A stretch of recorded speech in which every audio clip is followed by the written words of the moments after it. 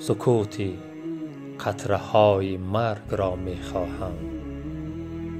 این قطره های مرگی که امروز با یک سرعت بلند روان گشته‌اند، شخصیت ها و فرزندان ناتکرار میلاد را که میک اساسی جامعه هستند از این عالم هستی به دیگر عالم برده ایستادند.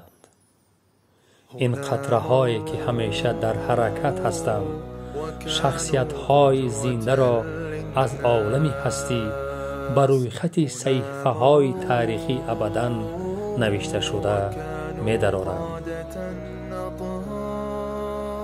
در این قطار مرگی بیرحم، مرگی بیرحمانه، شخصی با استعداد و ناتکرار، شخصی که در جامعه یک جای معین خود را داشت، دست یاری به تمام قشر انسانیت دراز میکرد، از بین ما ربود.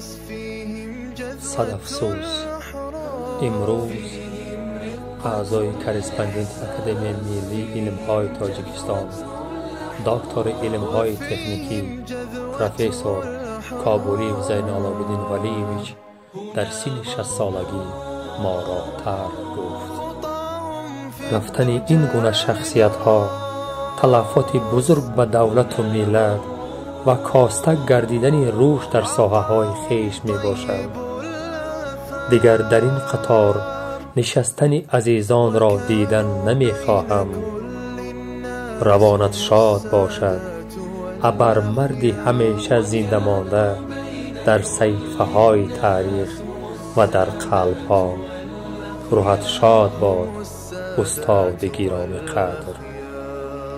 دوستان عزیزم، بیایید به استاد همه کسا دستی دعا می برداریم که جایش را جنت و روحش را شاد گرداند. یادت بخیر استاد، برادر و دوست عزیز ما.